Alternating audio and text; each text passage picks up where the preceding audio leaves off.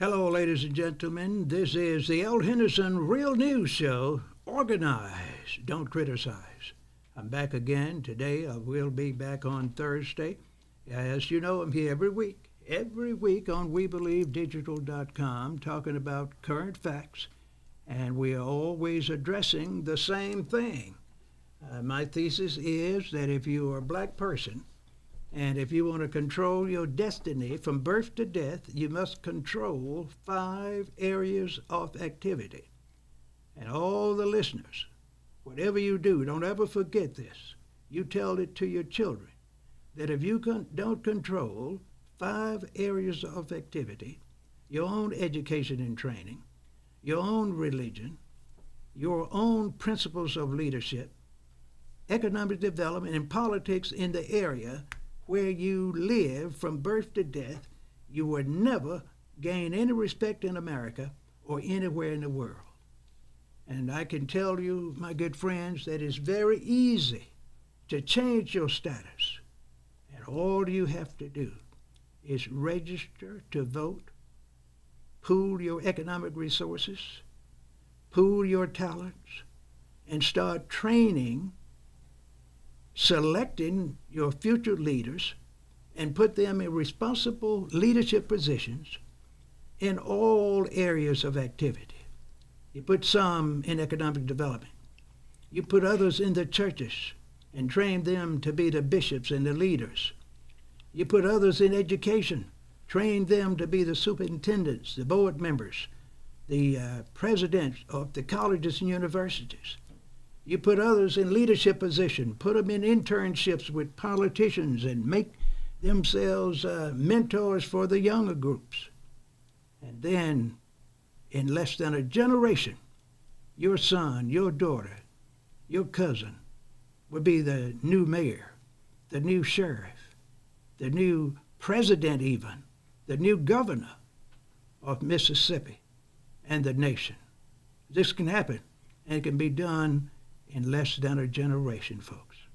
But if you continue to let the Democrats and the few Republicans determine your destiny and love them more than you love yourself, continue to be a consumer and not a planner and an economic development, and look out for your personal interests, your family's interests, and build a community, all you'll do the rest of your life is criticize the human enemies of mankind, their relatives, and their corporate supporters.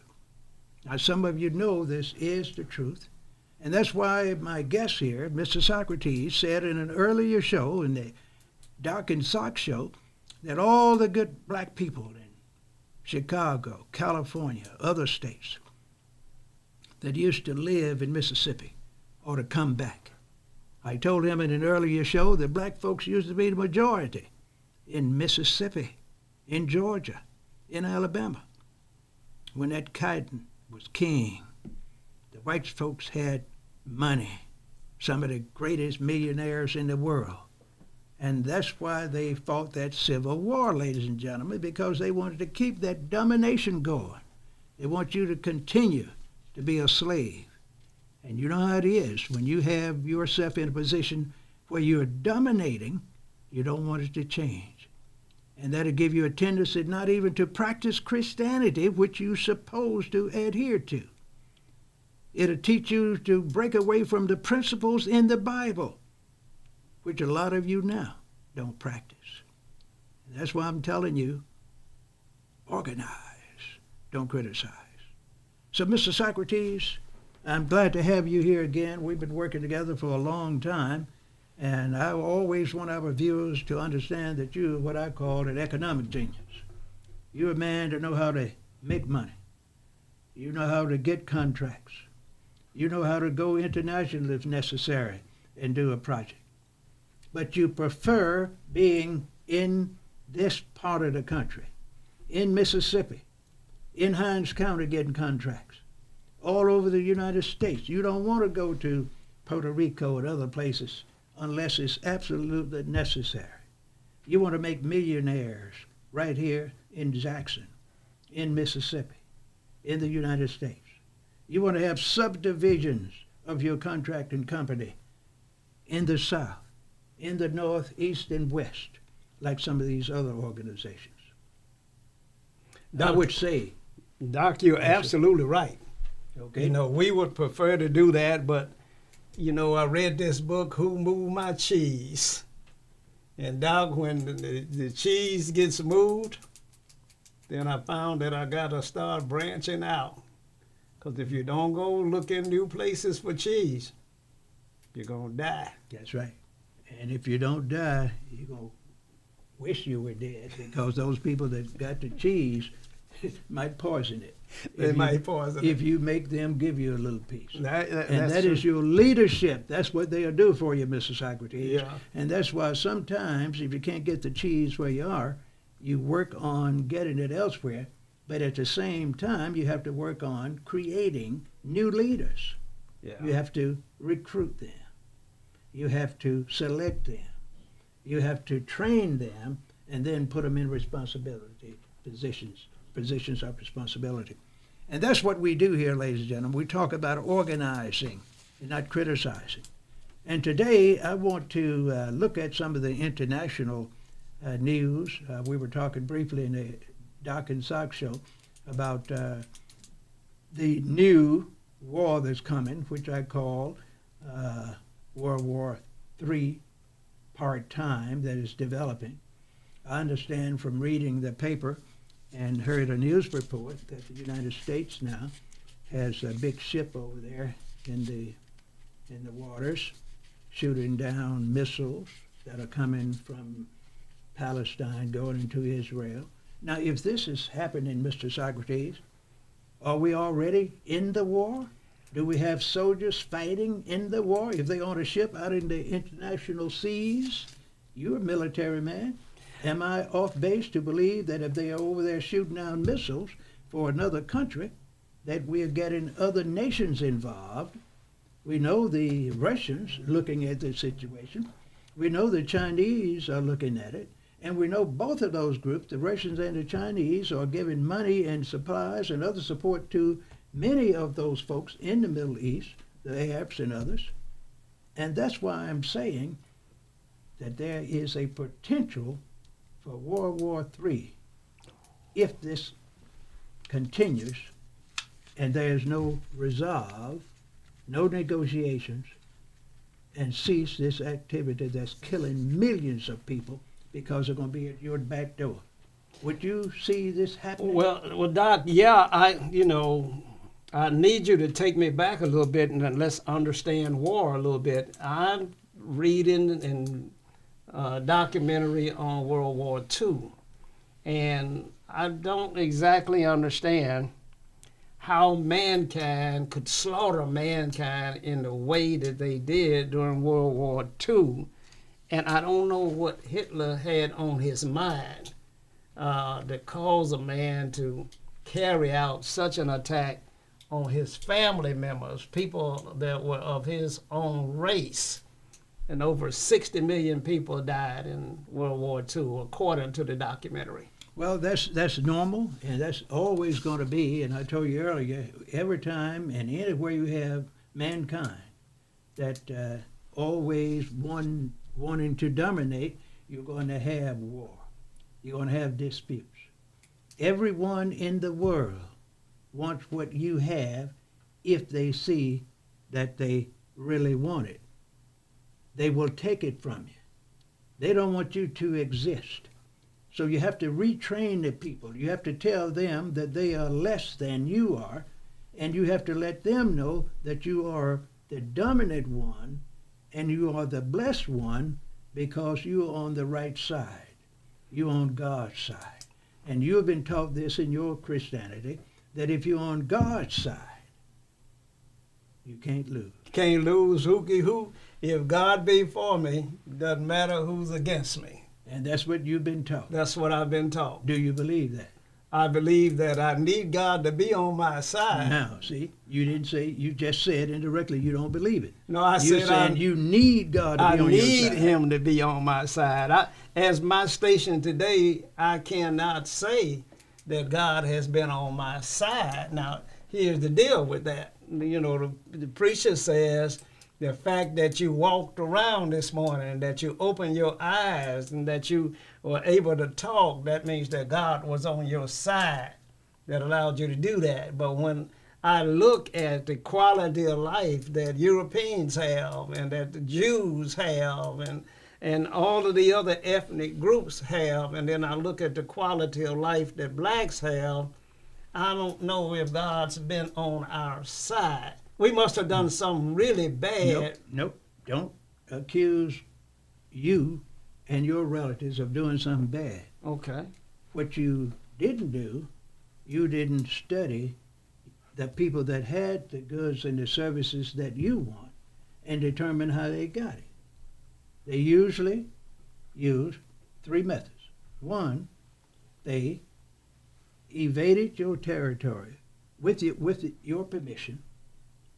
Then they decided that they will take what you had gradually, and then when you open your eyes and find that they are taking and encroaching themselves more and more into your territory, they then say, you can't resist.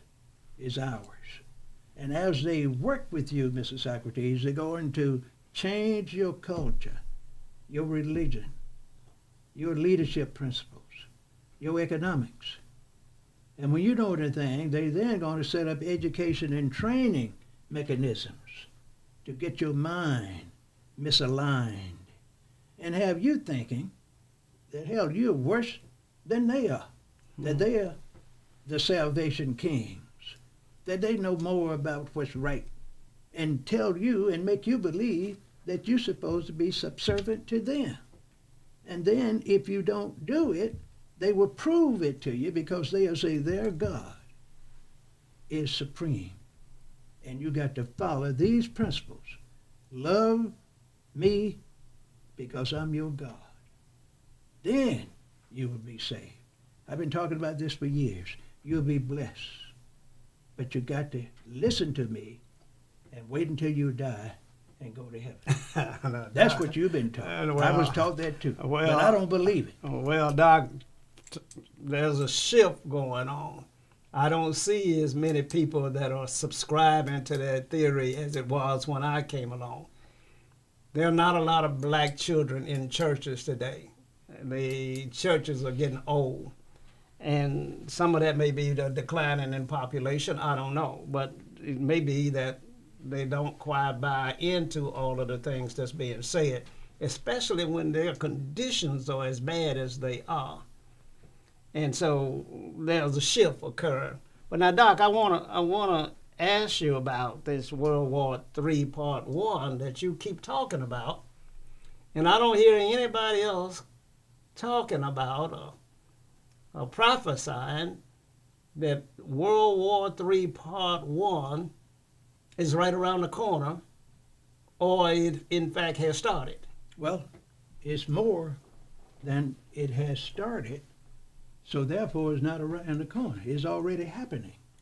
Now, if you do the research and read the various news accounts, you will find that the Palestinians, the United States, a lot of those Arab nations are buying and selling materials, we call them armaments to the Israelis, to the Palestinians. A lot of that stuff coming from China and Russia.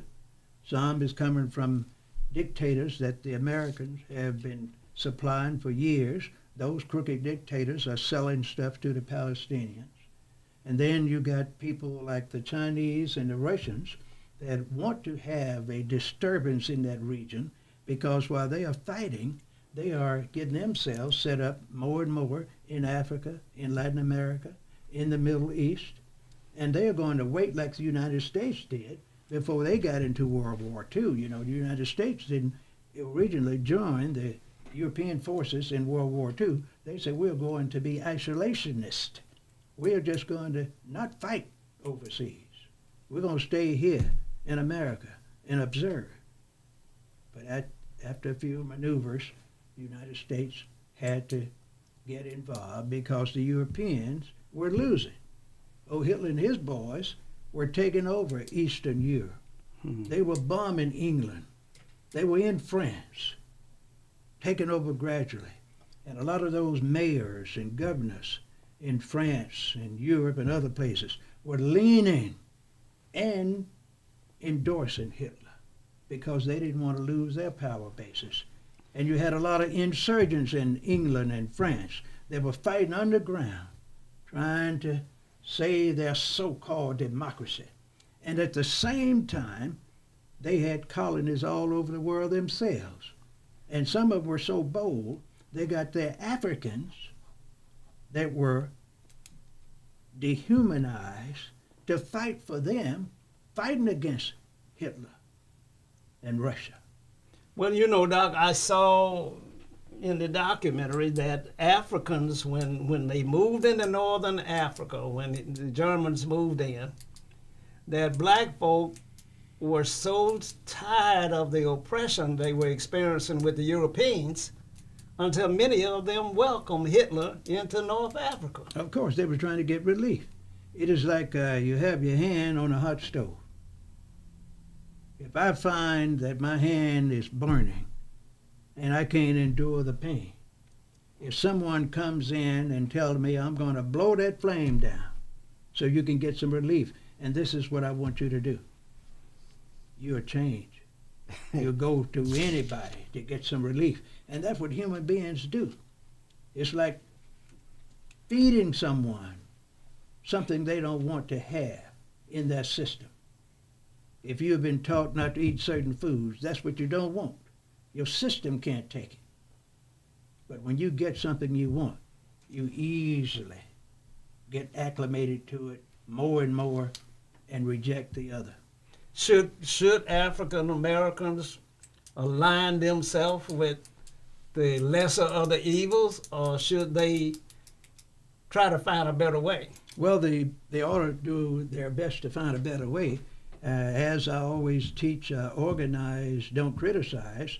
The blacks got to understand that they must start building coalitions with their friends and enemies in any position where they can be in control of their own destiny in those areas that I've been talking about for years, in education and training, economic development, politics, religion, and leadership.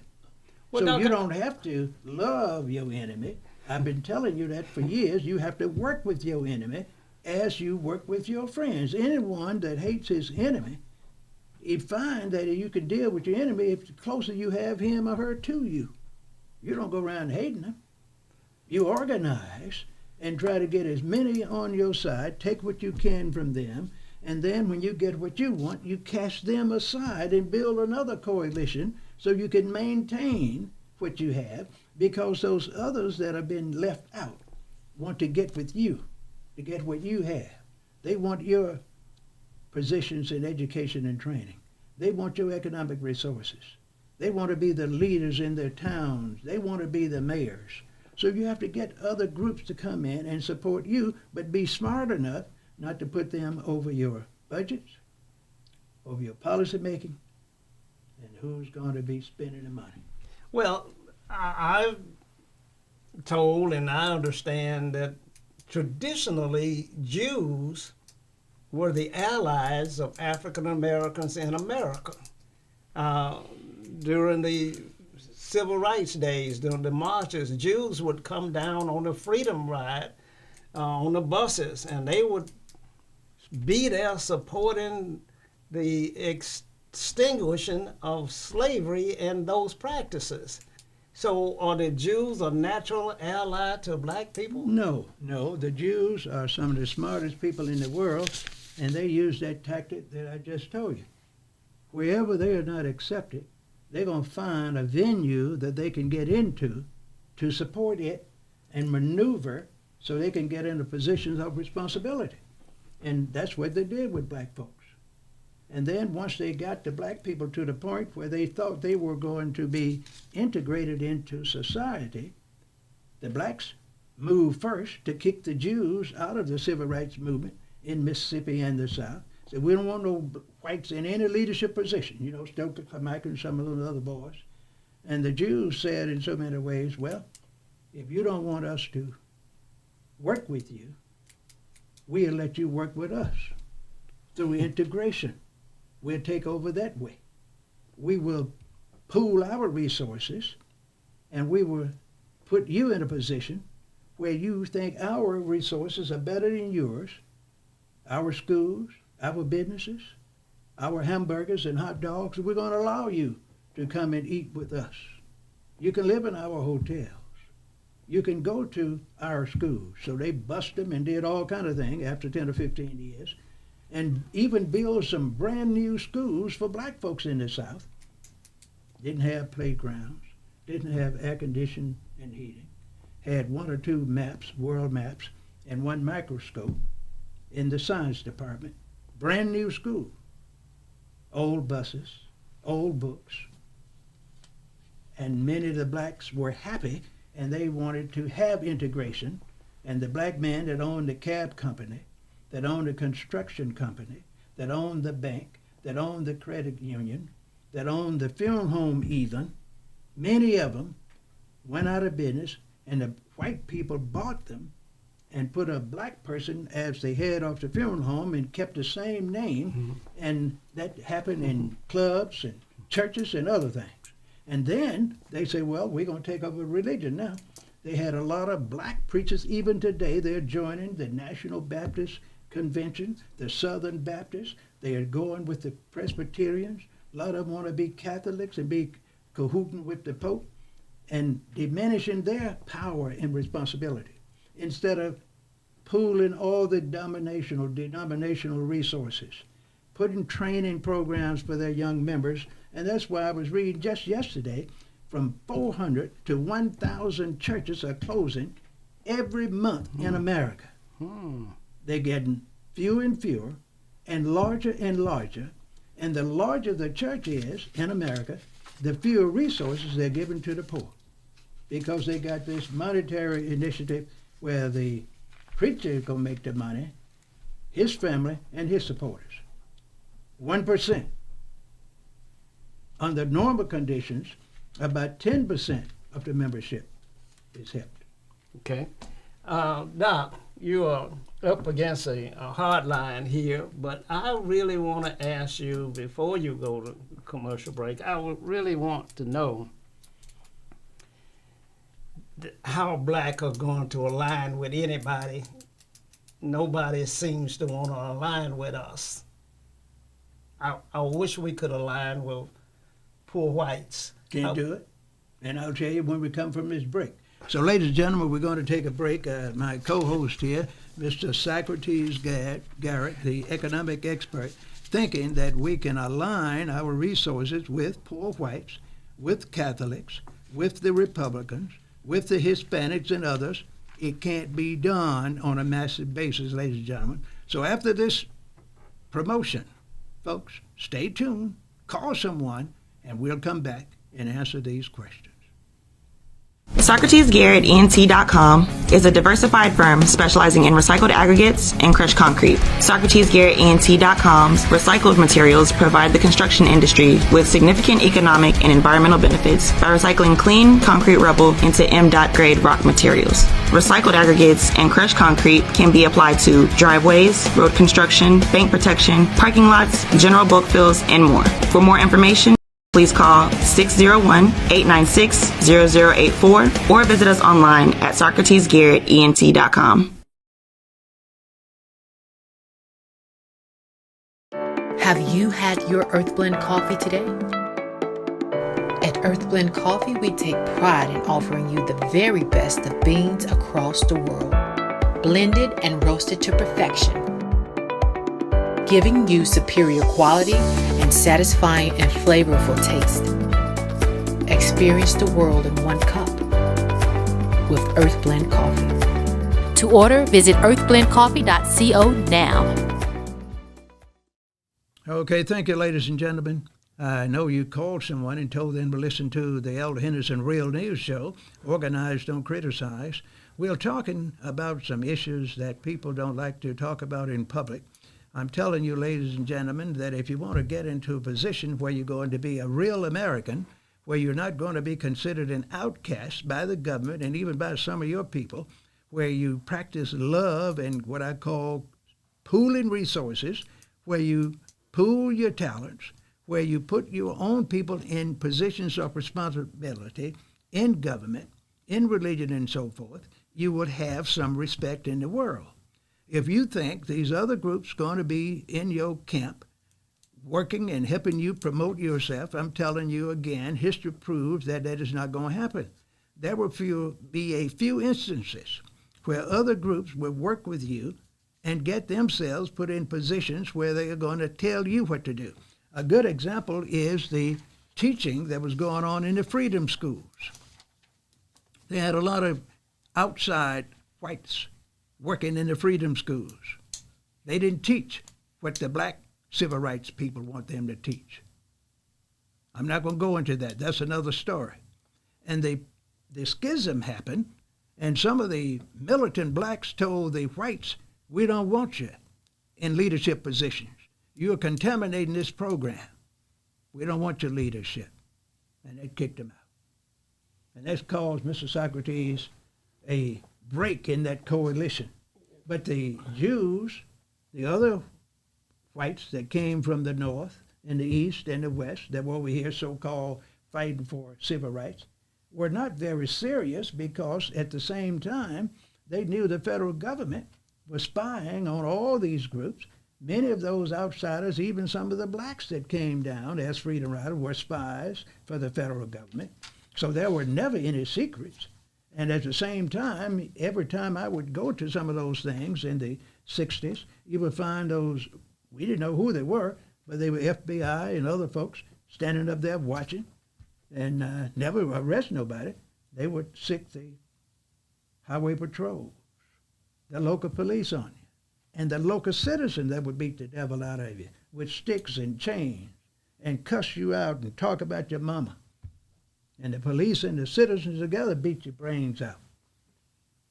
Put the dogs on you, the fire hoses, and all that kind of thing. Well, Doc, we got to align with somebody because we can't do this by ourselves. I understand that you got a plan where you say that where you are in the majority. That's right. You're specific about what we ought to do. That's correct. Now, but I'm looking for somebody or some group that we can build a coalition with to help rebuild a fallen group. Sir, and the African Americans in America are a fallen group. you don't have the need to have an outside group to come in and to prop you up. You can prop yourself up. There are enough black folks to control any area where they're in the majority. If they train their own folks, sir, in their churches and community organizations, work with the public school systems and the colleges and universities in those areas where they are dominating. Of course, we're not going to discriminate against any other group, but you're just not going to let them be the policymaker in your group. That's why they had that problem during the civil rights era. Well, how am I going to get them to join with me if they don't share some power? Well, you got to give them some power, like they always gave black folks some power. The semblance or the illusion of power. You create positions for your coalition partners. You make them assistants to the assistants. You give them jobs with big titles. They do blacks like that all the time. They always done that. And we feel good about it. Give them jobs with big titles and no control. One of the greatest job now that they're giving blacks and Hispanics and others, they're making them vice presidents of diversity, inclusion, and community development. That doesn't mean nothing. They give them a little budget, but you don't find that they are creating training programs in the right areas. They're not teaching high-skilled technology to the blacks in these community organizations and churches. They're still looking at the top students. They know the public schools not going to do anything to help the masses. And they are telling the public schools, you all going to have to be more tighter with your resources. Whenever there's a shift in the population of your students, You don't go and try to capture those that are leaving. You got to close those schools down and consolidate your forces and let us have those schools. And right now in Mississippi, especially in Jackson and other cities throughout the country, they're closing schools every year. They don't even have the common leadership ability to secure those areas. After about 6 months, the homeless people have moved in. During the winter times, they start burning them up because they don't have, heat in those places and water. They don't even have enough leadership to put cameras in those areas and motion-seeking cameras that will let people know that they can come and surveil that area because they got a police force. Jackson Public School, for instance, has his own police force, and they have their own police chief. They got one with the Hinds County Police. They have another one with the City of Jackson Police. They have another police group with the, what do they call that new group they have here in Jackson? Police. The Capitol Police. And then they have a downtown private police force that managing their businesses downtown. So we got nothing but police in Hinds County. They're everywhere. But there is no control and working with the people to build a better society. And that is by design, because if you want to keep the pie from being real sweet, you put a little salt with the sugar. Now, Doc, poverty, Jackson, Mississippi experiences a 25% poverty rate in the city. Probably 40% of African Americans in Mississippi are legally, statistically living in poverty. Why is that? Well, it's because we have allowed this to happen to ourselves, along with the government participating initially. A lot of blacks don't believe that they're supposed to take advantage of opportunities that they can take advantage of.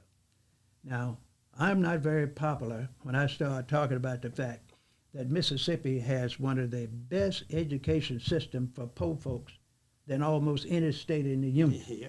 If you are 16 and up, you can go to school free of charge in many of the community schools. We call them community colleges, some of the private colleges, and get short-term skills through a scholarship or grants and improve yourself and make a livable wage.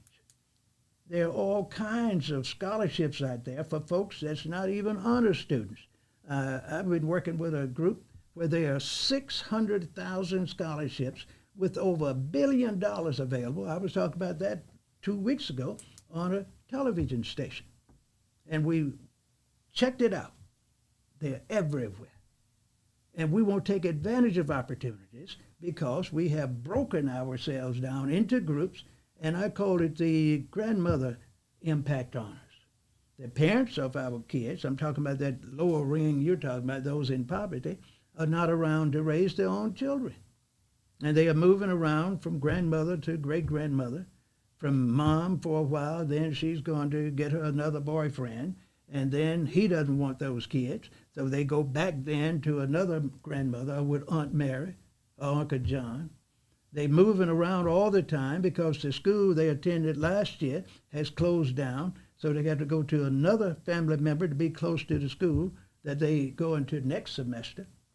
The politicians create this because the mainline politicians appoint people to be on the school board, and they get those people that not qualified in many instances because they have titles like former principals, former business people, former NAACP advocates. And a lot of those people don't know anything about education and training, even though they might have college degrees, but they don't never taught school. They don't know anything about budgets. They don't know anything about delegating. They don't know anything about getting the most qualified person to work in the problem where you're having the most problem. You have to get a specialist to solve problems. When young people start dropping out of school for certain reasons,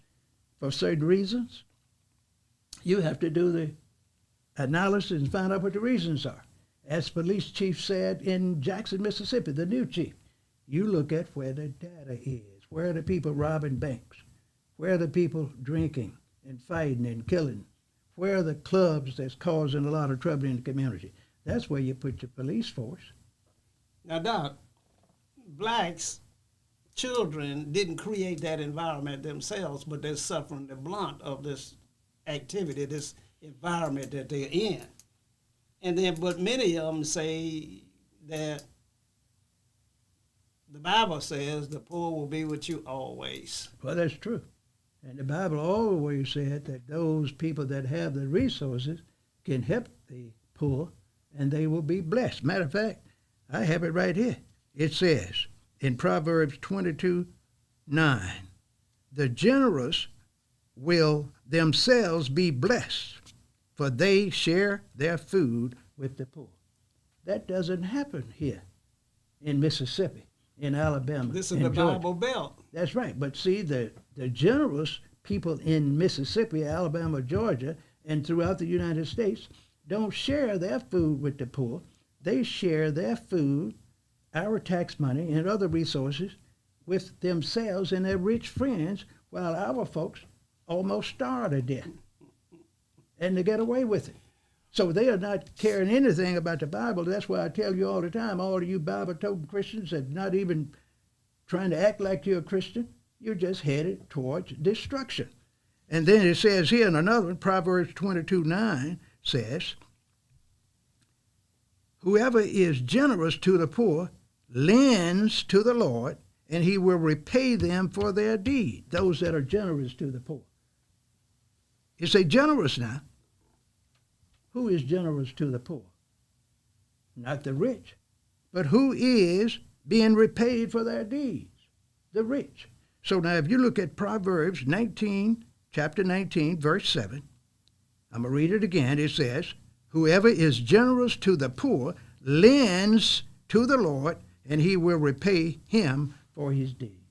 So now if you Bible-toting folks believe that, the politicians, the preachers, the corporate leaders, it would be a poor person anywhere in Mississippi, anywhere in the United States. They don't practice that. But we go to Bible study every Wednesday night and every Sunday, so we understand that scripture. Yeah, but it's not going to be taught by the superintendent of this church. He's not going to allow his people to do it. A lot of these superintendents of these so-called Sunday schools are very conservative. They get up with their introductions, they meet with their teachers, and they go through that little old Sunday school book, and many of them don't read it until Sunday morning. I used to be a Sunday school teacher. I didn't read my book until Sunday morning. Now, if you're going to be a good superintendent, a student of Sunday school, that you ought to start reading that Sunday evening, getting ready for the next Sunday. So you get in there, you don't halfway know what's going on, and so therefore you can't teach anybody anything. And that's the way it has been in most churches now throughout America. When it comes to Sunday school, they don't teach very much. They ought to be having programs after school where they're training young people how to read the Bible, how to do math, how to use themselves in communication situations where they can talk, where they can define words, where they can go and do algebra, basic math, where they can learn a foreign language. Your churches ought to be doing that. Some of you ought to have these big churches and don't have not one training program anywhere that's going to help the masses. I told you before, you all should be dealing with the 90%, and not those 2 or 3 folks you got in high school, and you have a little graduation there and give all of them $500 apiece, and those that graduated with a C average or less won't give them nothing. Well, the churches are busy in evangelism work, that department, that area of worship is designed to do outreach and give to people like in Haiti. And well, what good is it going to do? Hate somebody in Haiti, and your cousin down the street is starving to death, and he's homeless. Kids homeless too. In Jackson Public Schools, I saw last year, I don't know whether stats have changed, it probably changed to the negative, had over 3,000 homeless students in the Jackson Public Schools that don't have a permanent residence. They're living with different people at different times. Hotels, cars, old abandoned apartments. Are you opposed to evangelistic work? No, that's some of the greatest work around if you're helping the people that need the help. You don't help the people that don't need the help. You help the people that are members of your church, that are members in your community, improve themselves educationally, economically, politically. Get them the training they need. You can't depend on the public schools to do it. They're not going to do that. Well, is the Bible part of the solution? We for Pookie that doesn't know his daddy and he's living with his Aunt Mary and his grandmother 50% of the time, there's got to be a solution, a way out for him. There is a solution. It has to come through the community organizations that's working through the churches and not through the public schools. The public schools not going to allow the local community organization to come there and teach a curriculum that's opposed to what they are teaching, because the Board of Education telling the public school principals and others, you have to teach blank, blank, blank. You can't teach certain courses. So they're not going to allow them to use the school buildings to teach things that the community children need to teach. So if you don't get the community organizations, the NAACP, the Urban League, the community neighborhood associations, and some of the other nonprofits to pool their resources on a denominational level and teach the area subjects where the students are less proficient. Reading, writing, math. We have the money to do it. We have the teachers to do it. Are you saying that the public school system is a state-run agency or something? Of course it is. That blacks can't change the curriculum? They can't institute the programs that you're outlining now that would help move? Well, they can do it, but most of the blacks I know, and I've talked to them for at least 30 years, they love their job, so they don't want to sacrifice. You imagine, when you get to be a principal or a superintendent, that is something you didn't even think you were going to do when you were in college even. So here you are now, you're a principal. You're making the highest salary at your school, or you're the superintendent, and you were born on a plantation. And here you are, superintendent of education, making $135,000 to $200,000 a year, and you get your curriculum guide from the state of education, for the state board of education. You gonna change it? Of course not. Well, Doc, what good does it do for us to elevate one of us to a position like that if, when you get there, he has to coalesce with our adversaries and not carry out programs that are beneficial to the community? But it seems like you don't do any good to send your people into those leadership roles. I'm watching all of the black people control the cities, the county, the school system, and yet we're getting poorer and poorer, and the economic deterioration of the community is running rampant. Is something wrong with this model? well, the model is a good model, but the selection is the problem, Mrs. Socrates. See, you are not selecting your principal. You're not electing or selecting your superintendent. You're not electing your presidents of your colleges and most of your big-time vice presidents. Those guys and ladies are appointed and recommended by certain people. By whom? And then usually, if you are president of a college or university, you're going to nominate your vice president and your top tenured faculty to positions of responsibility. You heard me say nominate. Then you got to take that to your boss, who is your commander. That might be the college board, and they have to approve it. You have to recommend the names, show data that they have those PhDs, say how much money you want to give them. My faculty, for instance, you can say, well, they are not paid as much as the X university in the same state. Your tenured faculty are teaching 2 courses a month. Mine teaching 3. Yours make $150,000. Mine make $95,000. So, Mr. Chairman of the board at the college university, I want equal pay for my professors. They're not going to approve it.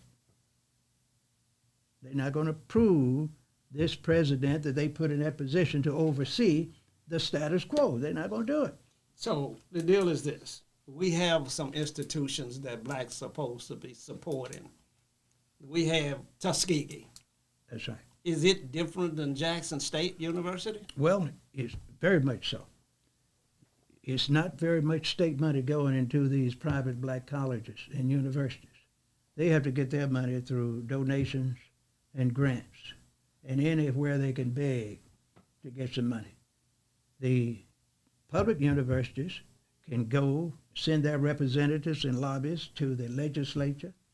They can go to their bosses at the IHL, whatever the board of control is, and beg for additional $200,000 or $300,000 for a new dormitory, or some new cars for the police force, or some new security systems. But they're not going to give them what they need. They give you just enough to fail.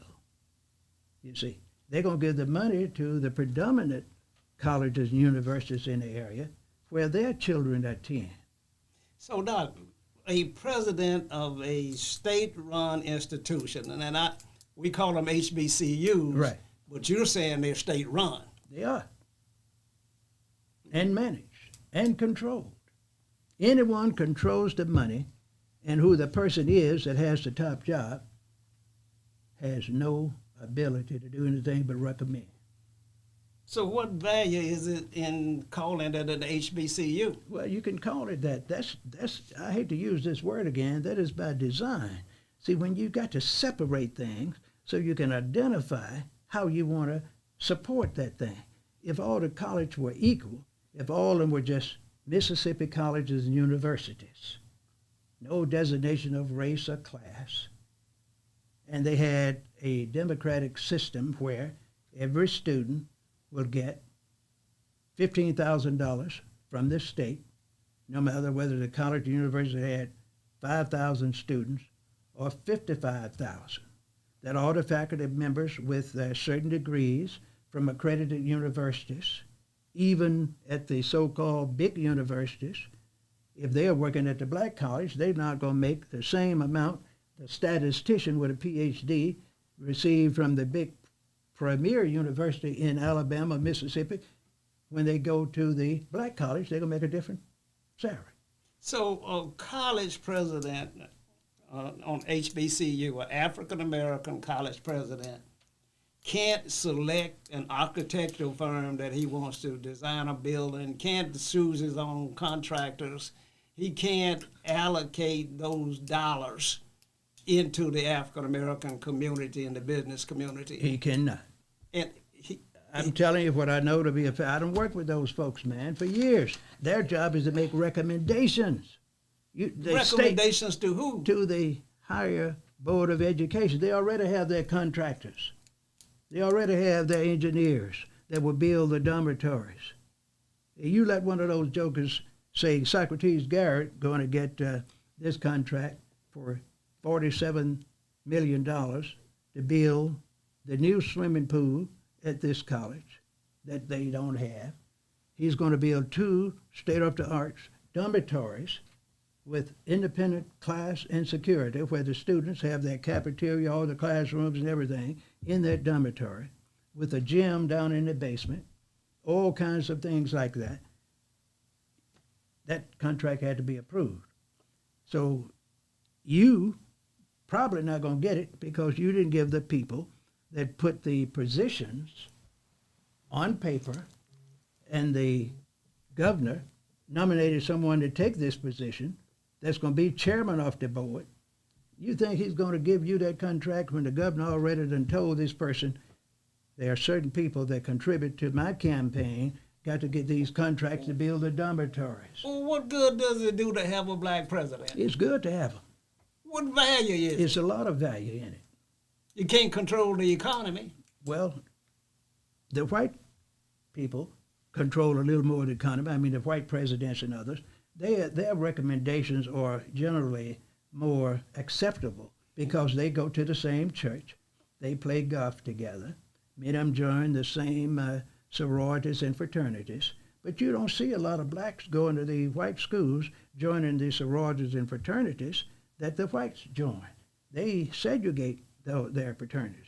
The same HBCU fraternities and sororities are transferred to the white schools, And I guarantee you, you're not going to find no more than one or two white students in a black fraternity or sorority, maybe 1 out of 10,000 So, Doc, at the white university.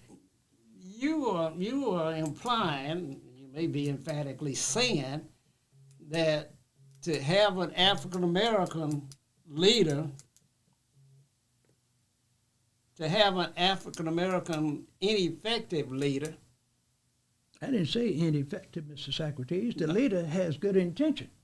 He will make those proposals and recommendations, but he's not going to get any if it's going to change the status quo at that university. Well, it would be better to have a Klansman there so that we could discriminate and cry racism and foul. No, they don't want that. They want you to be appeased.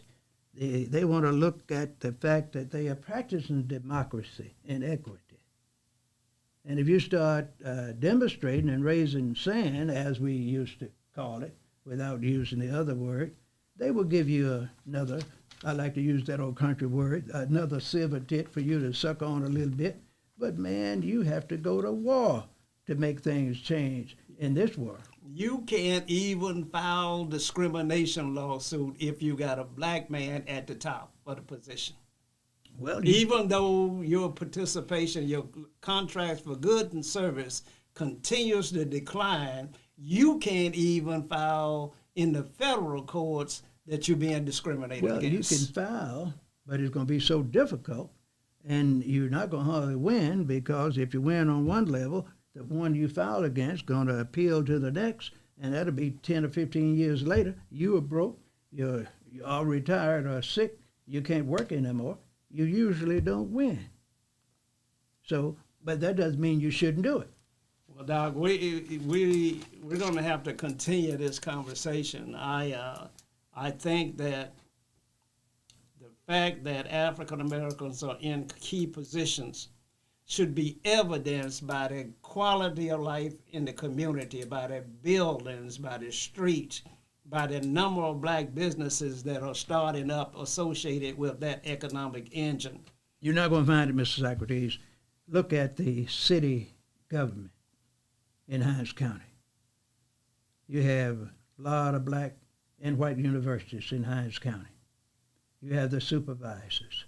You have the city council. You have the airport. All of them have way over $1 billion. Some say 2 or 3 billion. They all should be working together with education and training initiatives. They ought to have young people trained at these college universities that can work in those airport towers to manage those planes. They should have trainees at the city government working with the park managers, with the engineer department, with the zoning department. They have degrees in public policy and public administration. Every one of those students ought to be assigned to some people in the mayor's office, some of the little towns like Bolton and Edwards in those positions as mainline mentees to the department heads. They ought to have that young boy that's in political science at Jackson State or Millsap or Tougaloo that knows he's going to what I call law school later on. He ought to be assigned to the legal department. And when he gets out of law school, his job then, because he's not going to be successful in private practice unless he is one of the top 10% in his law school, he's going to have to come back and be in private practice. So if he would already have that experience, the mayor or the supervisor say, we gave this boy a scholarship as an intern, and he has a law degree now, we're going to make him the assistant city attorney. That's what you do when you train, select your own people. And when they get into positions of responsibility, then they will make the decision that I'm talking about. Because you will have someone in the IHL office. You would have someone in the governor's office. You would have someone in the highway patrol. You have some black people in the church high-level denominational groups that's looking for equity and justice. Now, can I tell the listeners how they can get in touch with me? Of course, please, because we don't have any more time. Tell us quickly. You can contact me at 601-209-9199, and I'd love to discuss some things that we cannot share during this program. And if you would go to Facebook and become a subscriber of our fan club there, you will be able to get information that we don't present on this show. Call us at 800-492-5186, and then wait and catch Socrates Garrett live on his shows, and continue to watch Doc and Sock. Thank you, Doc. And thank you, Mr. Socrates. And ladies and gentlemen, I want you to keep in mind, organize. Stop criticizing the human enemies of mankind, their relatives, and their corporate supporters. Pool your resources. Recruit, select, and train your own people in your community organizations and churches. Believe me, the public school is not designed to train but 10% of your kids. You don't want to hear that. You know you have a lot of sons and daughters and nieces and nephews graduating from high school.